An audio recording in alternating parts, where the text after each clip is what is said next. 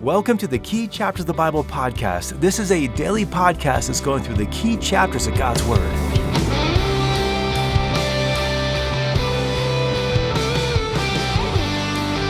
When it comes to how we worship God, who decides what we're going to do? Us, God, and the worship leader in our church? Well, today in our study of Leviticus 10, we're going to read about Nadab and Abihu who offered strange fire to the Lord. And not only did this not please the Lord, it brought his wrath and judgment upon them. So welcome to the Key Chapters of the Bible podcast. My name is Russ Brewer, and we're going through the key chapters of the Bible, the ones that we really need to know in order to understand the message of God. And today we're studying Leviticus 10, which shows us the holy, reverent attitude we are to have when we come before the Lord. And this chapter establishes once and for all who decides how we'll worship the Lord. Now, as we come to Leviticus 10, this is our sixth day in the study of the book of Leviticus. So far, we've been wading into the Levitical law and how to offer sacrifices to the Lord. It's been clear that the worship of God is not a free-for-all. There are specific ways in which God is to be honored. And the underlying point of this whole study has been that we can't approach God on any terms other than the ones that He has prescribed. This goes all the way back to Adam and Eve and Cain and Abel and Noah, or even when God called Moses and made him circumcise his son in Exodus 4. We've seen time and again that God is not a game, and we can't do just whatever we want and call that worship. Instead, we are called to listen to God and follow His instructions. That's the heart of true worship. True worship worships God in spirit and truth. It is the demonstration of our submission to God, where we live out the reality that God is God and we are not. And because He is God, He calls the shots. And because He's the authority, we're saying to Him, I'll do what you say and not what I think, because you're in charge and I'm not. The underlying point of this whole study is that we can't approach God on any terms other than the ones that He has prescribed. This goes all the way back to Adam and Eve, and then Cain and Abel and Noah, or even when God called Moses and made him circumcise his son in Exodus 4. We've seen time and again that God is not a game. We can't do just whatever we want and call that worship. Instead, we are called to listen to God and follow His instructions. That's the heart of true worship. True worship worships God in spirit and truth. It is the demonstration of our submission to God, where we live out the reality that God is God and we are not. And because He's God, He calls the shots. And because He's the authority, we're saying to God, I'll do whatever you say and not what I think, because you're in charge and I'm not. Now, a lot of people hear this point and they recoil at it. And that's no surprise. It's never been popular, going all the way back to Cain. And so, throughout the book of Leviticus, God has been making it abundantly clear to ancient Israel that even though they are the chosen people of God, they did not have a right to make up worship of Him. God decides how we worship Him and not the other way around. And the event in Leviticus 10 teaches them this point once again through the tragic example of Nadab and Abihu. So let's talk about what happens in this chapter. If you've already read Leviticus 10, then you know it doesn't take long for Aaron's sons Nadab and Abihu to get destroyed by the Lord for offering strange fire to Him. In verse 1, they offer strange, unauthorized fire before the Lord. And in verse 2, fire comes from the presence of the Lord and kills them. Now, this probably seems abrupt, but we need to keep in mind that these opening verses come right after the joyful record in Leviticus 9 of the consecration of Aaron, his sons, and the rest of the people. And in chapter 9, they have this long celebratory ceremony, and they obey all the steps prescribed by the Lord. But in chapter 10, Nadab and Abihu choose to modify those steps, and they're destroyed for it. Now, why? Why were they destroyed? After all, they're worshiping the Lord. You'd think that God would be pleased. Instead, they're dead. Well, the answer to the question why goes back to the purpose of the Levitical priests. In fact, it's one of the fundamental purposes of the book of Leviticus and the Levitical priesthood. The Lord appointed the Levites to lead the people in worship as God's appointed priests. That's why God gave them this book. The book of Leviticus is the manual for the Levites and how to lead the people to worship God. Now, why do they have this role? The Lord appointed the Levites to lead the people in worship as God's appointed priests. That's why God gave them this book. The book of Leviticus is a manual for the Levites in how to lead the people to worship God. Now, why did they have this role? Well, originally, the firstborn of Israel were to lead the people in worship. But Exodus 32 records what happened when the people have it their way. They make that golden calf. And at the end of that chapter, the tribe who sided with Moses was the tribe of Levi. In fact, it's one of the first times that they're mentioned in the Bible. I mean, technically, they're mentioned here and there going all the way back to Genesis 29. But considering how important they are to the religious life of the Jews, we don't hear much about them until Exodus 32 and the golden calf. But then, after Exodus 32, the Levites become God's representatives to the people and the people's representatives to the Lord. And that's why they were to live among the rest of the people, serving as examples of what it looks like to obey their covenant with God. Now, you might remember that they didn't own their own tribal land, and that fulfilled Jacob's prophecy back in Genesis 49:7, where Jacob prophesied that the Lord would scatter them in Israel. And so then as we reflect upon the events of the golden calf and the Levites' obedience to the Lord and their scattered role throughout Israel in the book of Leviticus, we're seeing that the Levites were missionaries. They were ambassadors who lived among the people, calling the nation of Israel to obey their covenant with God. Therefore, it stands to reason that from among this tribe would come the priests. But here's the thing, not every Levite was a priest. It's true that every priest was a Levite, but not every Levite was a priest. The only true priests were those ordained to lead the people in worship. The priests were Levites who were specifically trained in the book of Leviticus to lead the people in the worship of the Lord. This Levitical priesthood was basically an ancient form of quality control. The incident of the golden calf in Exodus 32 demonstrated that if the people do whatever they want, they'll adopt the man-made religions around them and do whatever is culturally cool at the time. The priesthood was to make sure that didn't happen. Which then brings us back to Leviticus 10, when Nadab and Abihu offered this unauthorized fire before the Lord. This was a big deal, especially considering where this was in Israel's history and who this was in terms of Israel's leadership. Verse 1 tells us that Nadab and Abihu were the sons of Aaron. Now, you'll remember who Aaron was. He's Moses' brother. He's the guy who went with Moses to take on Pharaoh. He's the guy who did the majority of the talking. He's the guy who led all the people in the worship of the Lord. He's also the guy who was supposed to make sure that everything that we've been reading about was followed by the rest of the Levitical priests and stayed in alignment with God's instructions. And so Aaron was super important in the establishment of the nation of Israel and in the purity of her devotion to the Lord. And so you can imagine some of the prestige it would have been to be one of Aaron's sons. In fact, Aaron's sons were pretty important too. Their birth was specifically recorded back in Exodus 6:23. They were part of the 70 leaders who met with the Lord in Exodus 24. In Exodus 28:1, they were specifically appointed by God to be part of Israel's first priesthood. And just a couple chapters ago, back in Leviticus 8:1, the Lord told Moses to take Aaron and his sons and consecrate them to the priesthood, and Leviticus 9 records the whole ceremony where Aaron and his sons were consecrated. And so these guys are legitimate leaders. But it looks like all of this authority went to their head. And Aaron's two sons think they've got this whole worship of the Lord figured out. Just light a fire, burn an animal, not much to it. And so in verse 1, they go and they get a fire pan. Now, a fire pan is basically something that they had back then to keep embers burning so they could always light a fire. And so they get this fire going and they put incense on it and they offer it to the Lord as worship. Now, the ritual wasn't the problem. It was worshiping God with fire that did not originate with Him. The sacred fire that they were supposed to use came from God. And you see this at the very end of chapter 9. Here we are, we're in Leviticus 10:1, and Nadab and Abihu, they're offering this strange fire to the Lord.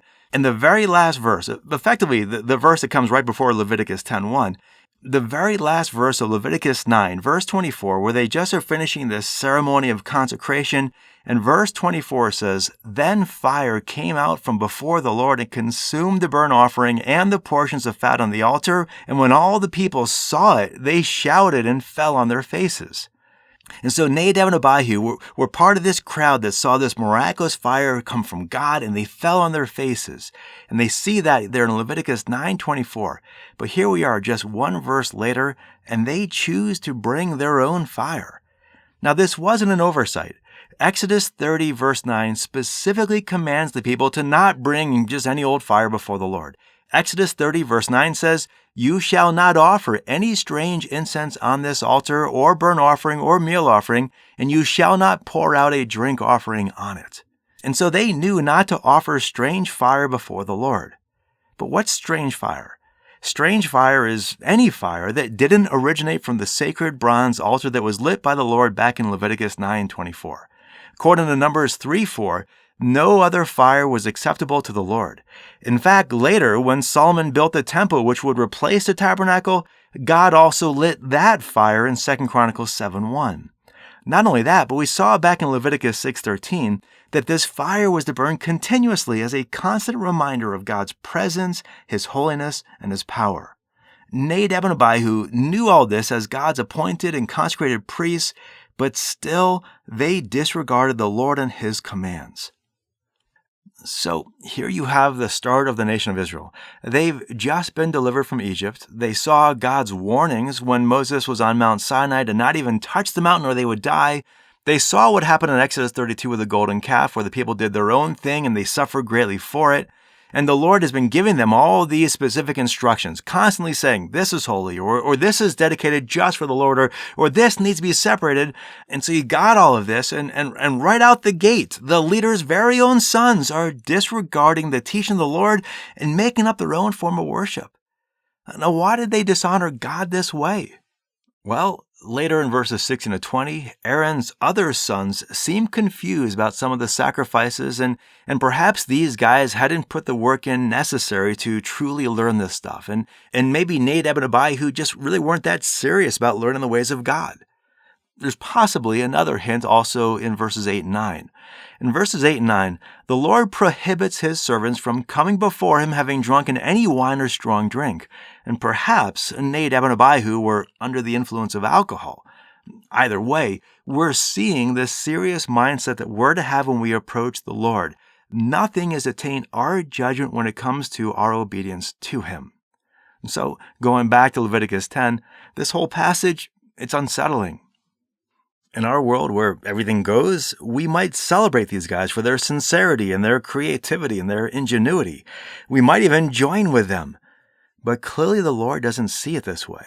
And so in verse 3, Moses then turns to Aaron and basically says, "Remember that the Lord has said, 'By those who come near me, I will be treated as holy, and before all the people, I will be honored.'" Well, Aaron sees his point, doesn't say anything. And because a priest could not touch a dead body, in verses 4 and 5, the sons of Aaron's uncle take away the bodies of Nadab and Abihu. And this whole matter, it's so serious. In verses 6 and 7, Moses explains to Aaron and his sons that this was not a time to grieve the loss of Nadab and Abihu. This was a time to recognize how holy the Lord is and let nothing, not even the death of family members, keep them from serving the Lord. Moses then continues on and gives them some guidance about how to finish up their offering in a way that conforms to the Levitical instruction. In verse 12, Moses instructs Aaron's other sons, Eleazar and Ithamar, to eat the offering. Remember, we talked about that part of the ceremony back in Leviticus 2:3. Now, Eleazar and Ithamar were also priests, and the high priesthood would come through Eleazar. Now, it should have come through Nadab, but because of his sin, it's transferred to Eleazar. And here we're seeing that Eleazar and Ithamar, they eat this offering because it was clean and sacred and commanded by God. And then in verse 14, they're also to eat the meat of the wave offering. Remember from our study back in Exodus 30 that a wave offering was lifted up to the Lord and then given back to the worshiper. In this instance, because it's also a sin offering, Leviticus 6:26 says it was to be eaten by the priests. But that's not what happened. And so in verses 16 to 18, Moses is annoyed with Aaron and his sons because they let the sin offering burn up completely when it was supposed to be cooked and eaten. But Aaron suggests in verse 20 that it would be wrong to eat this meat as a celebration of forgiveness and communion with the Lord when his sons had so clearly violated these principles. And so Moses sees this point and the matter is put to rest. Now that's Leviticus 10. This key chapter gives us 3 clear principles. The first principle relates to the attitude that we're to have when we approach the Lord, specifically the seriousness that we need to have in our worship. Nadab and Abihu were consecrated priests, and because of their roles as priests, they didn't have the freedom to be cavalier with the things of God. Not that they were actually ever allowed to be cavalier with the Lord, but if they were to come before the Lord, He was to be their focus. You see this in the summary statement of the Lord in verse 3 after Nadab and Abihu were killed. Moses reminds Aaron that the Lord has already said, "By those who come near me, I will be treated as holy, and before all the people, I will be honored." And so the priests were to lead the people in treating the Lord in a holy, sanctified manner. The nation would only rise to the spiritual level of the priests, and if they did not regard the Lord as holy and seek to be consecrated to Him, no one else would. Thus, the Lord even warns the priests about taking Him seriously back in Exodus 19:22 when He said, "Also, let the priests who come near the Lord consecrate themselves, or else the Lord will break out against them." And so the Lord is calling His leaders to lead in faithfulness, otherwise they will face His judgment. Along those lines, another key takeaway from this chapter is the summary given in verse 10, which says that the people were to make a distinction between the holy and the profane, between the unclean and the clean. Now, in our modern day, we tend to treat everything the same. Generally speaking, we don't really hold some things as being more sacred than others. And yet, verse 10 reminds us of the principle of separation. And while we ought to bring the Lord and His holiness into every aspect of our life, not everything that we might think is holy truly is. And to discern this distinction, verse 11 calls Aaron to, it says, "Teach the sons of Israel all the statutes which the Lord has spoken to them through Moses." And that reminds us of the ultimate purpose of the priests, to teach and lead God's people to obey their covenant with Him.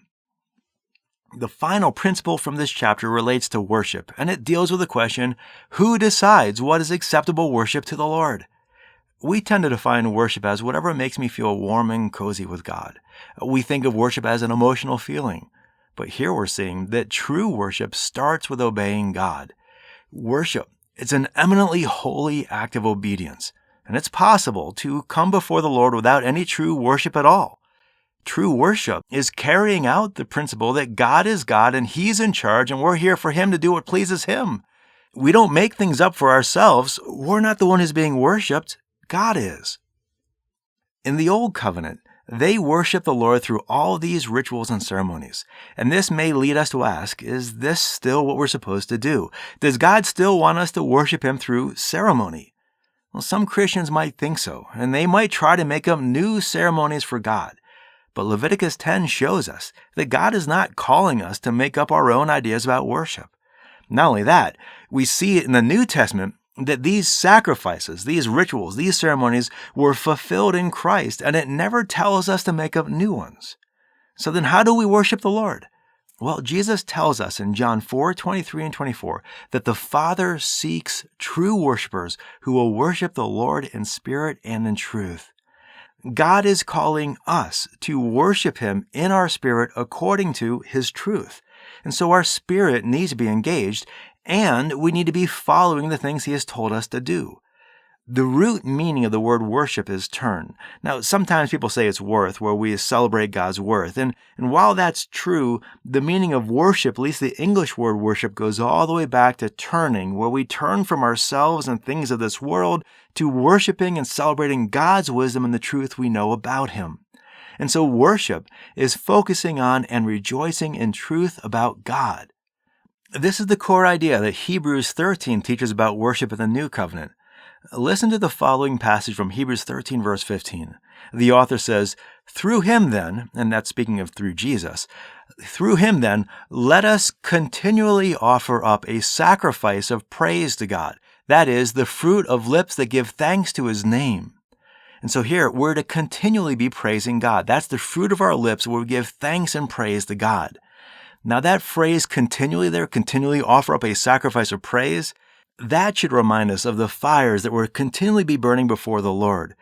And the phrase, the fruit of the lips that give thanks to His name, that should remind us of the grain offerings where the worshipers would celebrate God and give Him thanks for His abundant blessings in our life.